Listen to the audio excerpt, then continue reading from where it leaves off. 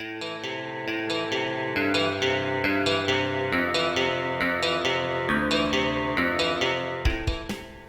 I'm Sean Thomas, and this is the beginner's course or introduction to Photoshop.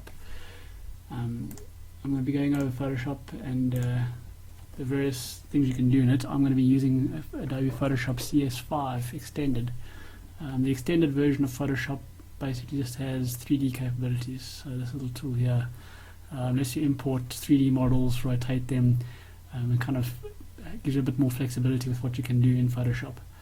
But in reality, Photoshop, you can do anything. If you can imagine it, you can do it. That's the wonderful flexibility of it. So I'm going to basically go over the interface of Photoshop first, just to give you an introduction to some orientation with regards to what Photoshop actually entails. On the left hand side there we have a toolbox, basically with all the various different tools you'll be using throughout my tutorials. Each one has a specific function that can be used in multiple different ways. On the right hand side here is basically all your palettes or your windows that will then give you information regarding either the tool or this grey area here, which is your copyboard. At the moment this copyboard is blank, so you can imagine the grey area being my work desk or study desk. If I go up to the File menu here and I say File, New, and I create a new document. I usually work in RGB. A lot more options are available in Photoshop with regards to editing. A lot of your filters and your effects are only available when you're working in RGB. So whenever you're doing design work, it's recommended you work in RGB. The bitrate is entirely up to you. If you're very conscious of quality, I'll recommend working 16-bit. But for the sake of this tutorial, I'm just going to work in 8-bit. This is just how much information is stored within the file. So the bigger the bit size is, the more high resolution your image is and the less pixel damage you experience during editing. But at the same time, as the bit rate doubles, so does your file size. So the bigger the file, or the bigger the bit rate, the bigger the file as well, the longer it takes to process various functions. For web-based items, if you're going to be creating something for the web, it's recommended to keep your resolution between 70 to 150 pixels per inch. If it's something you're going to be printing later on, you can view all these values in varying measurements. But for print-based stuff, if you're going to be printing it or enlarging it later on, the recommended size, the standard recommended standard for the industry is 300. Well, it's actually 304, but as a standard you can make it 300 pixels per inch for your resolution, and that'll give you a nice high resolution image that you can print without any pixelation or image quality loss. So once again, for the sake of this tutorial, I'm just going to do 150 pixels per inch, and I like to use millimeters because it gives me a nice physical comprehension of what size my image is going to be. So if I'm going to make an A4, I can then say the width will be 210 millimeters by 297, which is a standard A4 size page. The background, it's nice to start on a white page. I like to start on a white page. You can then name it and say whatever you want to call it. Okay, as I showed you here, you can change it to inches, pixels, whichever you're most comfortable with. I usually use inches if I'm going to be outputting this to a photo lab, and they use standard photo sizes like 6x4 inches or 12x8 inches. Then it's just easier to put the sizes in the values in by inches rather than millimeters. So I'm just going to do millimeters now, which is a nice standard. And I'll say OK. So what I'll do now, it'll now create a page on my copyboard. Now this is basically the same as having a piece of paper in front of you. As you work on this, you'll be able to move items around. Let's go over to the tools box on the left hand side of the select tool, or the move tool. If you let your mouse hover over your tools bar, it'll give you a description of exactly what that tool is called. So if we select that here, it lets us grab and move things on our page. Now the way Photoshop works is very much through layers. And you can see your layers page down here, or my layers page on the right hand side. If you can't see a layers window, with CS5 you can select various layouts, so it'll then arrange all your windows basically in a certain format. So if you click on this little double arrow here, it'll give you layout options. So if you're a painter or a designer, you might want a different layout. So if you click on that, it'll then rearrange all your windows and tools to be most suitable for that type of design work. For myself, and probably most of you, it'll be photography, and as you select photography, it'll then put your tools in the same manner which is showing mine at the moment. So if we go down to the layers window here, we'll see it's created this white board as a background.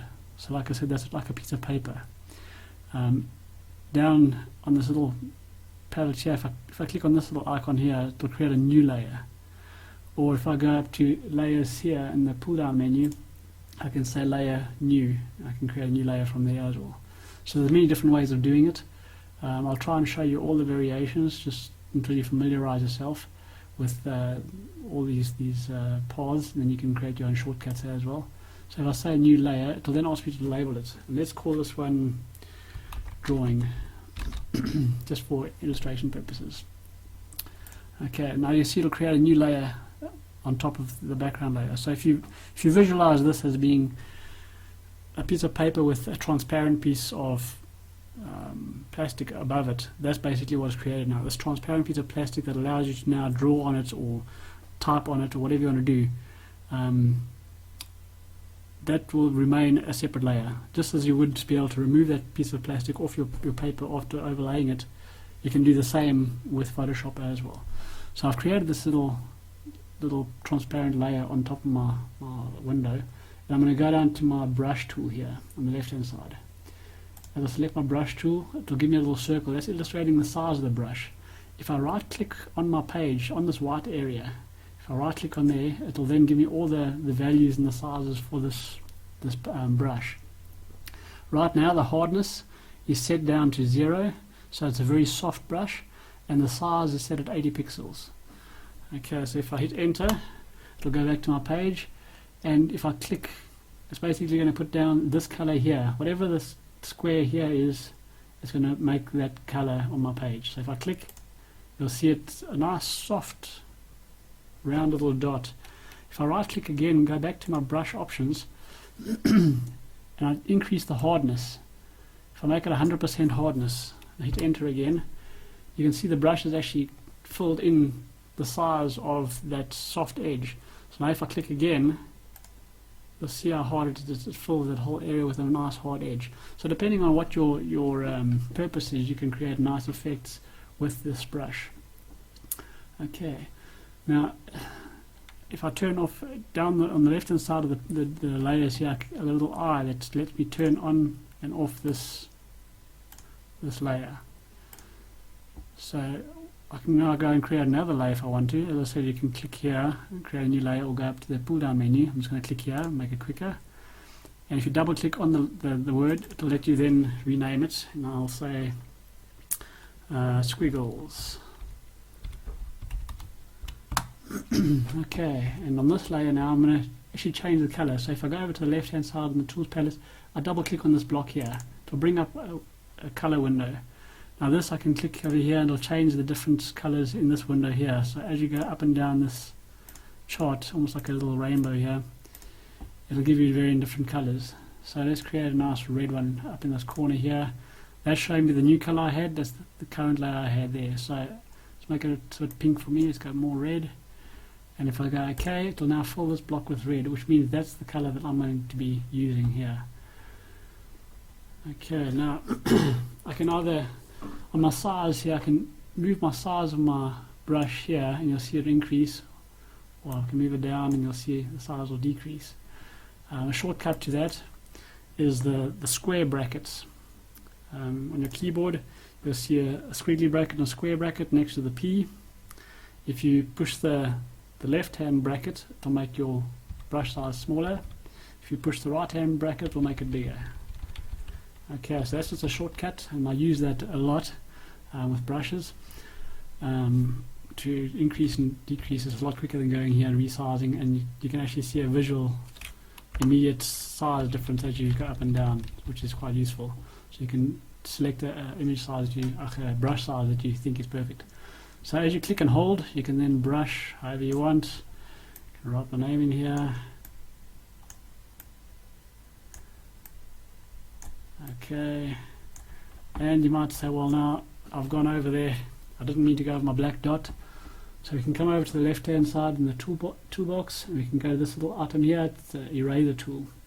If I just click on the eraser tool, it'll then also give me a brush size. Once again, I can use those shortcuts of the square brackets to increase or decrease.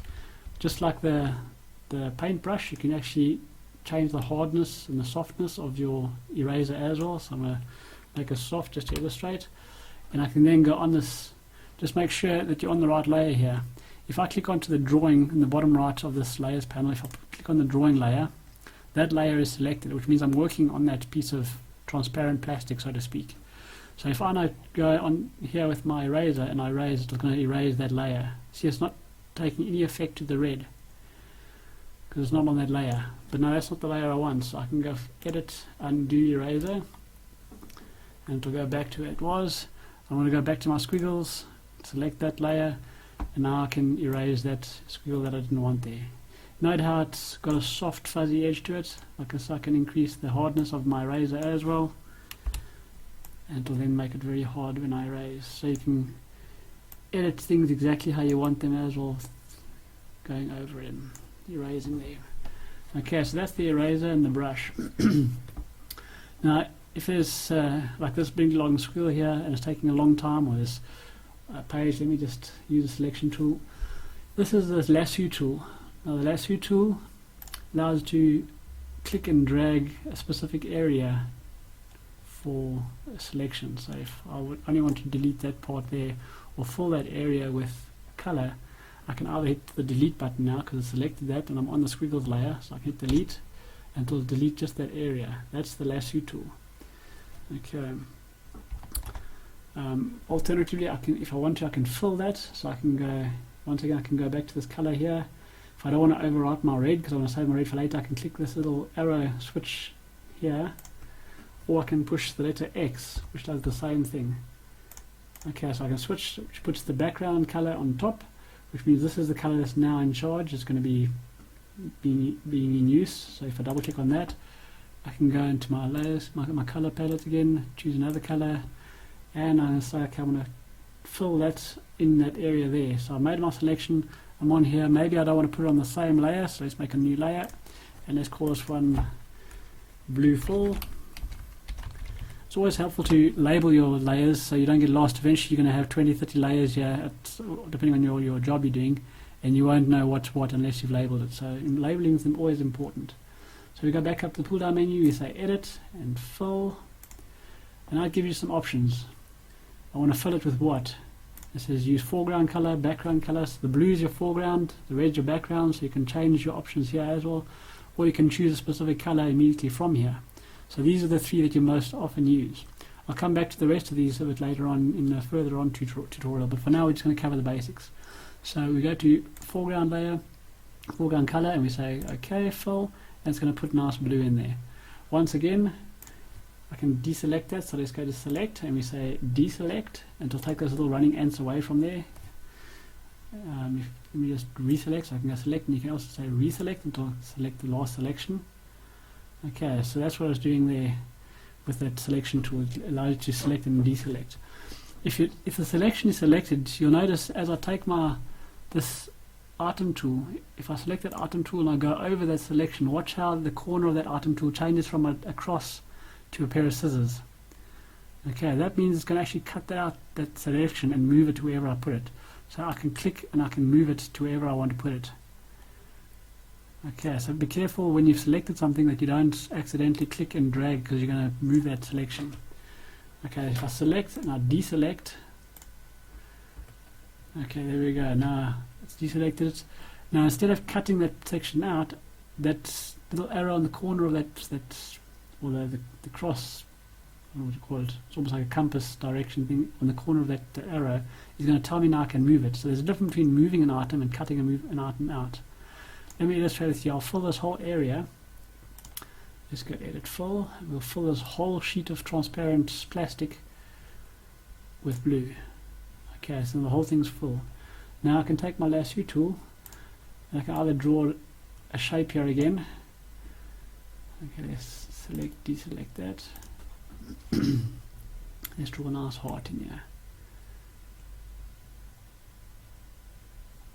Okay, now if I take this item tool, I'll show you what the cutout does. Okay, so I'm going back onto cut, and if I click and cut, it's going to actually cut that piece out of there. So you notice the difference between cutting and moving something. If I deselect that, select, deselect, and I actually just move it now, you'll see it will move this whole layer around. See, it's actually just still the size of the A4 size. The blue is also A4. It's literally a little piece of plastic over the top there, and I can move it around. So the difference between using the selection and the item tool is you'll cut something out versus moving it. This other tool below here is a marquee tool, but there's several marquee tools. If you look down on the toolbar, every time you see a tool with a little black arrow in the bottom right corner, it means there's an additional option to that tool. So if I click and hold, it'll then give me the additional options. So I've actually got a rectangular marquee tool, elliptical marquee tool, and single row and single column. The rectangular and the elliptical are the ones I use most often. I'm actually not too sure why you would want these, because you can drag your rectangular tool to look like a row or a column. If I select the rectangular column, I'll show you I can click and drag any size I want. So that's quite useful as well for quick selection. The lasso tool, if I click and hold that in too, I've also got a lasso tool, a polygonal lasso tool, and a magnetic lasso tool. The polygonal lasso tool allows you to let go of your mouse button, if that makes sense. With the lasso tool, if I use that, and I click and hold down the left-hand key mouse button, I can then make my selection. The moment I release that left-hand mouse button, it closes that selection. So what the marquee tool does, the polygonal lasso tool, does is it allows me to click and release. So I can think about something or move around, and I won't lose my place. It only makes a point when I've clicked. And you go back to the beginning, and when you see a little circle appear, you see that circle appear below the polygonal lasso tool. That means I'm going to close that circle. So if I click there now, it's going to close that circle. So that's quite useful as well. There is a fantastic shortcut to that. If you go back to the lasso tool, which is where I normally leave mine on, and I push the Alt key. Sorry, I'm on a Mac here, so I'm just trying to. Sorry, yeah, the Alt key subtracts from a selection. So if I now, if I now drag into that selection with that minus sign next to the lasso tool, it's going to cut a piece out there. If I use my Shift key, it's going to add to that selection. So if I then click and drag again with that lasso tool, it's going to add a piece in here. So it's going to add to the selection. If I click and then hold my Alt key down and then release, you'll see it becomes the polygonal lasso tool. So I can then click and drag, and then if I click and hold in the left-hand mouse button and release the Alt button, it then becomes the lasso tool again. So holding the Alt button and it becomes a polygonal. So the Alt key, when using a tool, gives you an extra added feature to that tool, which is very handy. The magnetic lasso tool is quite handy if you're trying to make a selection around a specific shape. I'm just going to deselect this, the shortcut being Command D or Control D on a PC. That deselects the selection. If I click, okay, I'm selected onto the blue fill. Now you'll see how as I click and drag around this heart shape, it's had a chunk knocked out of it, it's going to jump to the edge of that heart shape. So I click and drag, and you see how it jumps. Even though I'm dragging a little bit of a distance away from it, it's still selecting around the edge. So this is quite handy if you want to select a specific edge or shape of something. You can go around quite quickly without any worries. It does sometimes, if you go a bit wide, it does sometimes go off there. But once again, you can just hold in your Alt button and you can remove some of that selection. so you went a bit awry there. There we go, I can remove some of that. So that is the Lasso Tools functions. If I go to this next little magic wand here, which it literally is the magic wand tool, this is a quick selection tool. It's used for quick and dirty work, shall I say. I'm not a big fan of it because it tends to leave a little pixeled edge wherever it selects. But in a case like this where you're working with solid colors, it's not going to create a difference. As you select this, it'll give you a tolerance level here. This tolerance level allows you to set, the higher the value, the more colors it will accept into that range that you selected. So let me draw let me just show you on the solid first. If I just click anywhere on the solid blue, it'll select the entire area that matches that color that I've selected. So there we go, selected the entire area here except for this cutout area here. Okay, so if I put a, let me just deselect that again. If I put a gradient, which is your gradient tool here, just want to show you a variation here. This is your gradient. I'm going to drag a gradient through here. Sorry, let me just clear this. Select all by using Command A or Control A to draw a selection around everything, and delete. Hit the delete button and deselect again. I'm going to draw a gradient in this area here.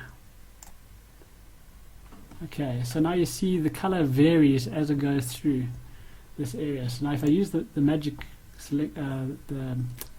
wand tool and I click here, you're going to see it staggers down to here. It's got quite a high tolerance here. So let me take the tolerance down to 32, which is a nice average tolerance to have. Well, let me make a 0 just for the sake of this illustration. See how it's, let me increase it a bit, 15%. Wow, this is really all or nothing. Okay, anyways, you're getting an idea. Let me turn off these other layers here that are distracting a bit. Okay, so you see how it's selected around the edge here. So it's selecting that vignette. So this area here is completely white. These areas here still have a bit of that blue that I've selected. Let me bring in a picture.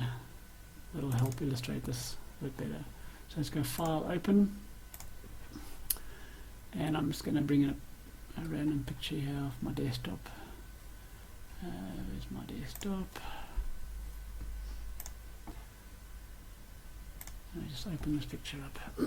Okay, if I use the magic wand tool and I select this purple here, let's make this tolerance 32,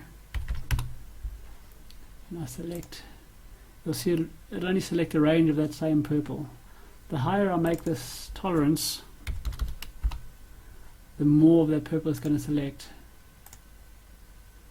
Okay, so it's even selecting some of the green now, seeing it as a range of that purple. Okay, so it's, like I say, for me it's a quick way to make a selection and you just clean up the selection afterwards, but I wouldn't use it as a final selection tool. It's a bit messy in my opinion. Quick selection tool, this is very similar. This is using a mask. So this is the variation to the magic wand. If you click and hold that down, it gives you the variation of the magic wand. And what this is going to do, if I deselect this, it's going to let me paint in a selection that I want. So once again, using the crosshair in the middle of that circle as a reference of the color I'm wanting, it's going to paint in related to that color. So you can make a little bit more of a calculated guess as to what you're wanting painted in. I'm going to deselect that. Like I said, this is, for me, in my opinion, this is the most useless tool in Photoshop. I don't use it at all already. The crop tool is very useful. If I click on the crop tool, I can click and drag an area. Let's drag this whole area here, and it'll give me basically the rule of thirds. If you're a photographer, you'll know what I'm talking about as far as the rule of thirds go, which helps you then compose your picture better. So if I want to put this flower now exactly on my rule of thirds, I can drag this in here. As you notice, it's not distorting the picture, it's actually just manipulating the areas that the picture is going to be composed of. And let's put the center of the flower in there. Okay, and I'll move this over a little bit like that. and if I hit enter, it's then going to crop that picture down. When you crop something though, it changes the size of your document. So if I go to my image size, let's go to image, and we go down to image size. Remember we created this as an A4, let's change to millimeters. You'll see us now not even close to half of an A4. It was 210 by 297. And the height and size is completely changed, height and width. So be careful that when you do crop down, you're actually changing the size of your document that you're working in as well. I'm going to cancel that. I'm going to show you another wonderful feature here, the eyedropper tool. This is very handy for selecting a specific color. If I'd like to add some text to this later and I want to use a green, I can go to any part of this tool. As I click, it'll then select green and fill that area here with that green I've selected.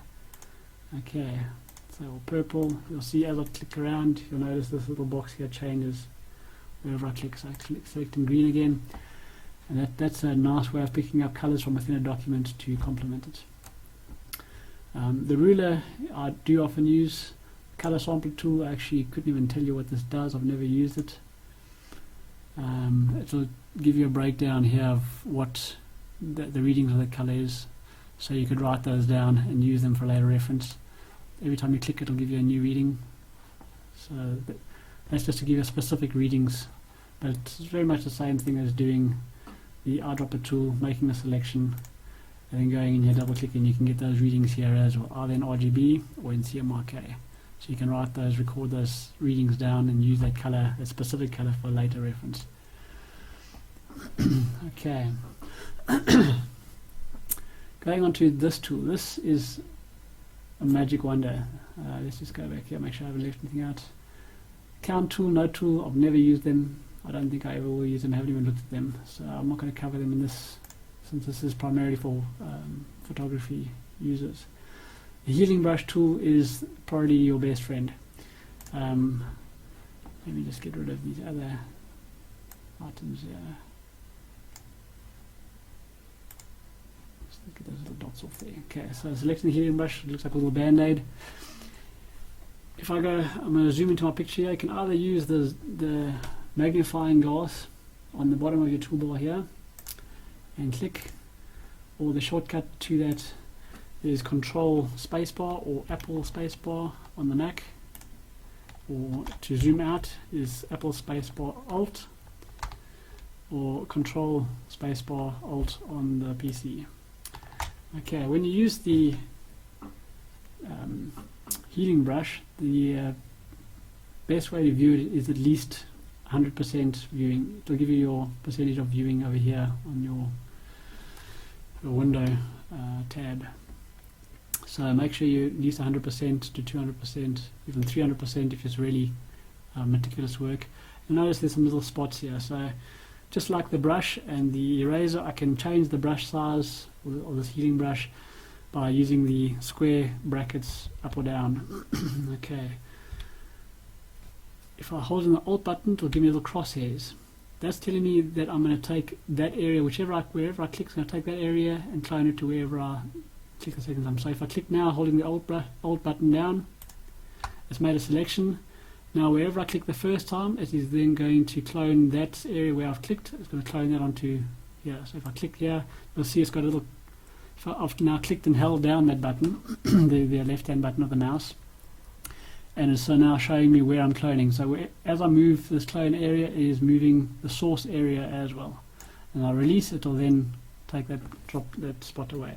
So if I undo, edit, undo, or Apple Z, it will then remove it. So just to show you before and after, that's before, that's after, you can't even see it. Once again, Alt button down, click, and clone. Okay, something to be aware of though is this brush does have its limitations.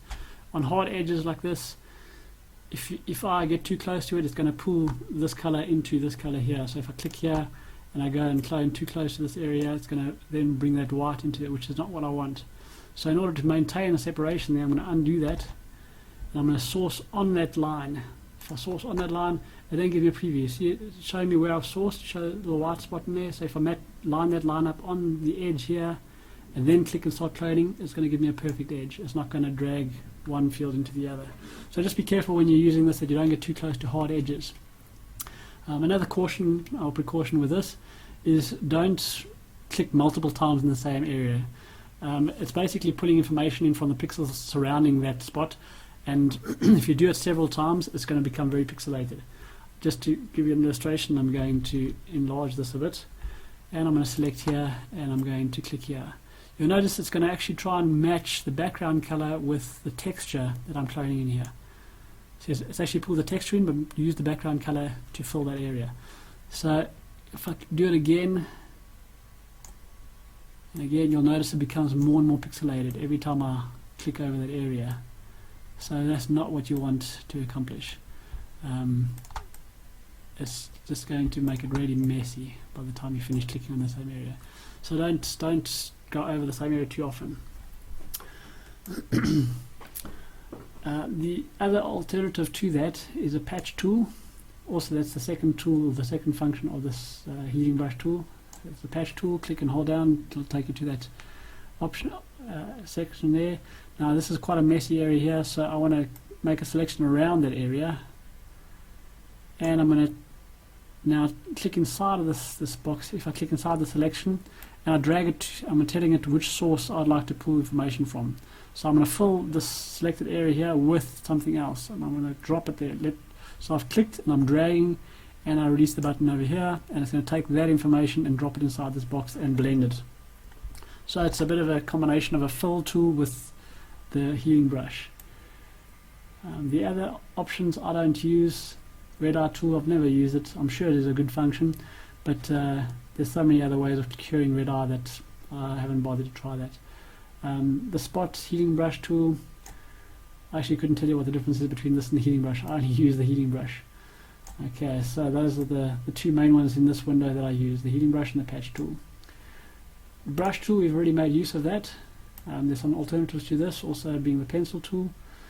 I don't use any of these other ones. Replacement tool, I imagine that could be quite useful. I often use the color replacement tool up in the pull down menu here, so I've never used that. I'm sure that would be quite useful to use. But generally I just use the brush tool there. This stamp tool is very similar to the healing brush tool, except it doesn't blend the cloned art, the cloned area at all. So what I clone is what I get. It's not going to try and blend it. So if I right click with the brush tool selected, same with all these other tools, if I right click, it will give me options for that tool, and if I increase the hardness here and I hit enter and I clone once again like I did here, I clone this from there onto this area, it's going to give me a dot. It's not going to try and blend the green background with the texture of my source. So wherever I clone, it's going to give me exactly that.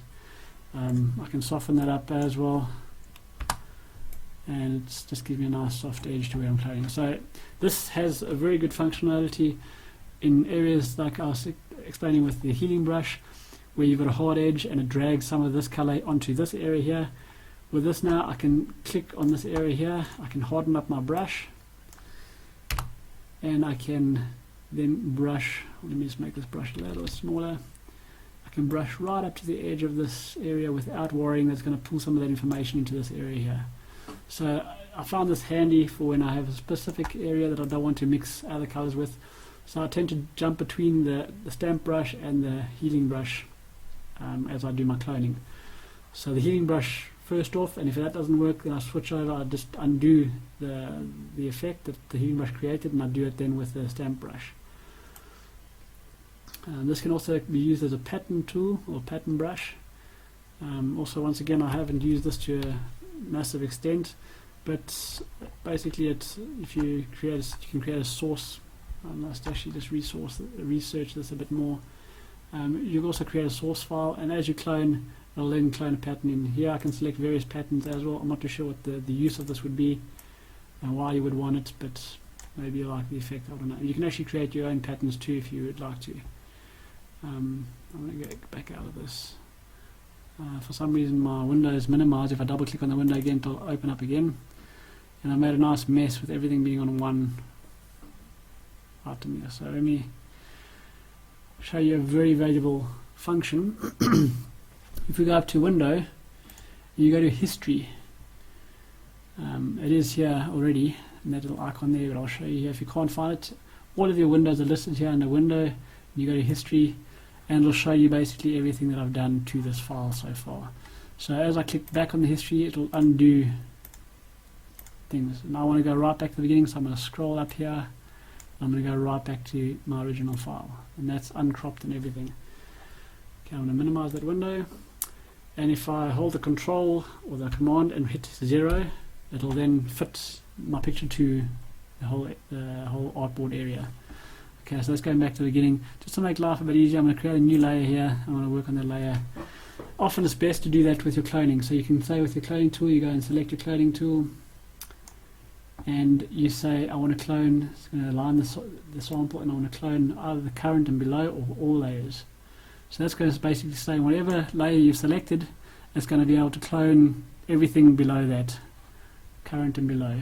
So although I'm on a clear piece of plastic, I can clone the layer below it, and then it's not fixed to it. Because it's on this clear piece of plastic, I can actually move it separately to that image. So this is useful for seeing a before and after. So if I clone everything out of here, let's just do the healing brush quickly. I clone all these marks off here, and I like to see what kind of work I have afterwards, see how my handiwork is. Let's erase this, the dirty part here, and we go back to this layer. I can switch it on and off and see a preview. So that's an after, that's before. So you can build up, and then you can rename this here retouching, and you can build up on your layer. So next thing you do may be color editing, and you can add your color editing onto this section here. With the brush tool, I can then paint a color onto my background.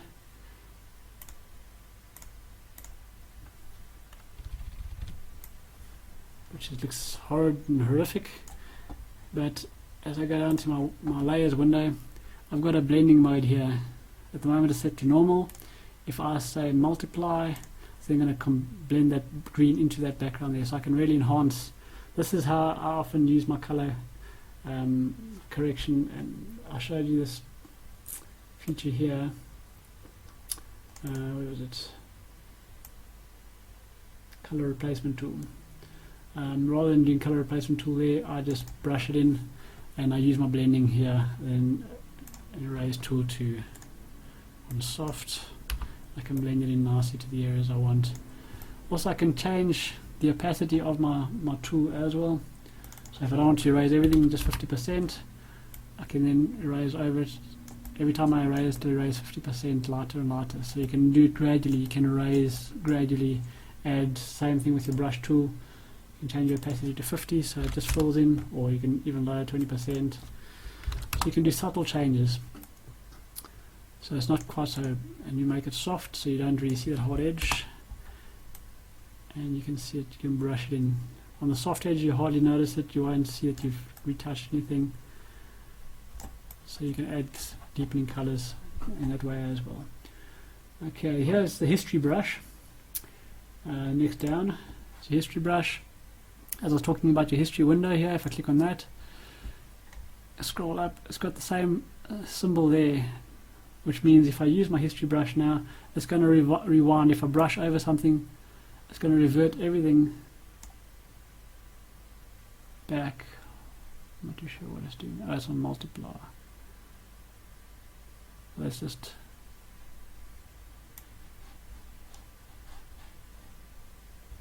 okay, it's undoing this. Let me just trash that layer. So to get rid of a layer, just click on it, drag it down to the trash can, and you can trash that layer. Okay, for example, this. Let me just flatten this here. So I'll make it all. To get rid of my layers. Flattening means sorry, I just undid there. Flattening means I'm going to take all the layers above this, and I'm going to just squash them. It's basically like an iron-on print. I'm now going to iron everything into that page, this which is now this picture. So if I say go into the little pull down menu there, I say flatten image, it squashes everything in there, so you can see my retouching stayed on there. So now if I select my history brush and I brush over there, it's actually going to bring back, you can see those retouch things back, because it's actually undoing everything back to where that icon shows there. So if I undo that and I go back here and let's say I'm going to draw something in here with a brush, let's just undo that and make it 100% opacity. Okay, and I use the history brush now. I don't want to go all the way back there, or let's just maybe brush in a second color. So I'm going to change my foreground color by clicking this little arrow and brush some red over here too. So let's say now, for example, I didn't like the red, but now I'm on a solid layer here, so I can't trash the red, I can't get rid of it. If I use the eraser, it's going to erase everything, which isn't what I want. So let's undo there. Make it 100 opacity. My eraser is erasing everything, which is not what I want. Eraser erases to the background color. So if I reset that, to reset these colors, click on these little black and white squares there, and basically it's going back to copyboard. So if I erase over there, it's erasing to the background layer, which is not what I want. I just want to get rid of that red, and also now all my erasing here too. So if I go to the history brush and I go up the side here and I see, okay, where my last point was, this is the green brush I used here, so I want to erase to that level there. So I click on here, it'll put the history brush to there. If I now brush over this, it's going to erase to that spot on my history. So you can actually erase back as you need to. You don't have to undo everything, which is quite handy. The alternative to that, if I undo that, the alternative to that is just like your layers here, you click and drag to the trash your history. So it also undo each time you do something, it adds it to your history here, and you can just click and drag it to the trash and undo. Your undo function is only one step, whereas your history lets you go back multiple steps. In your preferences, you can set up how far back it goes as well. Okay, your gradient brush, you've already seen a sample of that. You can just click and drag and add a gradient into your picture using the foreground and background colors. Let me just revert this right back to the beginning again. Blur brush, this I don't really use too often, but as it says, just click and drag and it blurs your image. You might want to create an out of focus effect. Undo that. With the blur brush is a sharpen. If you click and hold in the sharpen tool, just like it says, it sharpens it up. I don't use this either because it's very harsh. You can see it sharpening there. I'm now using it to the extreme effect. So as you click and the more you rub it, the more it sharpens. So you can do it in small doses or high doses, it's up to you. Click and drag on here again, or click and hold. You can use the smudge tool, literally what it says. You can change the strength, so how far it's going to smudge. At 50% it's going to smudge quite a bit. Make it 100%, it's going to smudge even more. Okay, so the more subtle effects are better, especially if you, I don't know, trying to create a star effect. For example, there's a light and you want to create that streak in the light. So for example, this is a flare of the light, I can then flare it a bit more. Okay, so that's the smudge effect. This little sponge, the sponge tool is quite a handy little tool as well. Once again, there's other items underneath it. Click on the sponge tool, I can desaturate or I can saturate an area. Let's say for example I want to desaturate. Desaturate means I'm going to take all the color out of that area. So if I click and I rub on that area, the more I rub, the more it's going to desaturate. So let's make it more harsh for a quick effect, 100%. Okay, see how it's pulling all the color out of that area, making it basically black and white. Okay, on the flip side of that is the saturate. Now keep an eye on all these things up here. This is basically your tool preferences. So along with tool preferences here, it gives you tool preferences here that you can change your tool to use as well. So I'm going to saturate now. I've changed it to saturate.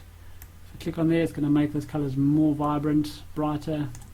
So that is your sponge tool. Click and hold, dodge and burn.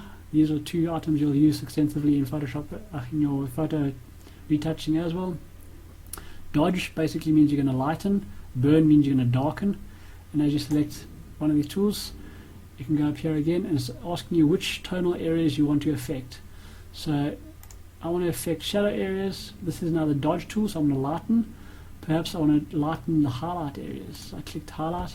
Always use it in subtle doses. This can look very bad if you use it above, say, 30-40%. I like to use it in subtle doses. I'd rather click and click and click and lighten gradually than, let me just show you here. If I make this 100%, it's really going to attack the highlights and just kill it, and you get a hard edge, which isn't what you want. So you can rather get a gradual effect.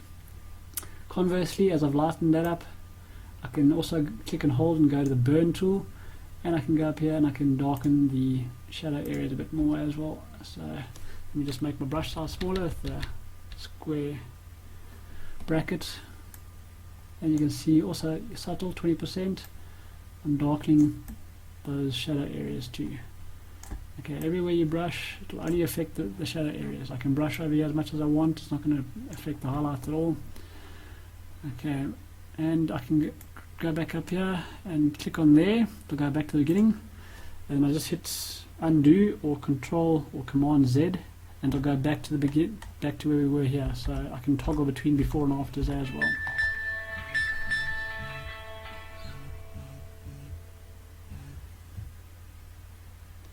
The pen tool lets you create a path, which is handy for if you want to save a selection for later. The type tool, if I click on that and I click anywhere on my board here, it's going to create a new layer. Take a look in the window here. As I click on the board, it creates a new layer, and I can then type anything I want. Okay, I can select it and edit it. I can change the color by toggling here or selecting a color. Sometimes it has a brain freeze, so you just got to switch again and change the color. So as I click the item tool, it will then set that type. Type is there, and I can move it around to wherever I want it to be because it's on its own layer. If I wish to edit that type again, I just double click on this little square here. So I double click there, and it will select the type, and I can just click wherever I want to go, and I can delete stuff or put a space in there, whichever. Alternatively to that, I can just select the type tool again and go over with the type layer selected. I can go over that type area and just click on there, and it will let me retype in that area again, so you can drag and use it as normal type. Okay, so that'll always remain type, even though it looks like an image now that I'm dragging around, to remain type. The select tool, this is primarily used with paths, so I'll have to show you that in another stage. Rectangle tool, these things I have no idea why they're there, because it's just, I don't know, I suppose it's an easy way of creating a block. Why you'd want to do that? I mean, I can do the same thing with the select tool, drag it, and I can say edit full. Sorry, I'm on a shape layer here. So it's created a mask. I'll talk to you a little bit another lesson about masks. So if I create a layer there and I say edit full, it's going to give me the same effect as that. So really, I don't really have a use for these shape tools. I don't use them much at all. These tools here you'll only see in the extended version. These are your 3D tools. I won't be going into that at all. And this hand tool, basically if I'm zoomed in, the zoom button again using the control spacebar. If I'm zoomed in and I can't see the whole image, I can use this hand tool now to then click and drag around. It's not moving my layers, it's moving my whole page. So as you can see, if I go to the edge of the page, I'm now on the edge of the copy board. This is my desk basically in the background. So that's quite handy for the tool, and that's also a shortcut for that. Like I said, I never use this hand tool or this magnifying glass. I'm usually in one of the other tools, and as a shortcut I can use the spacebar, which will switch it to the hand tool. I can then, holding the spacebar down, I can click and drag wherever I want, and control spacebar for the magnifying glass, and space command spacebar or control spacebar and alt, then change it to minus magnifying. I can zoom out. Alternatively, just hold control and command 0, and it will set it back to the whole area in the window. Well, that's your basic tools for now. In the next tutorial I go through, I will go over more in depth the layers, more of these little icons here, which are your layer editing icons, so I can create an adjustment layer which lets me then manipulate color, brightness, sharpness, all that kind of stuff, hue, saturation, and we'll go over that at a later stage. So for now, this is Photoshop. This is the basic principles, working in layers. These are the tools you'll always use, and I look forward to sharing more with you again in further tutorials.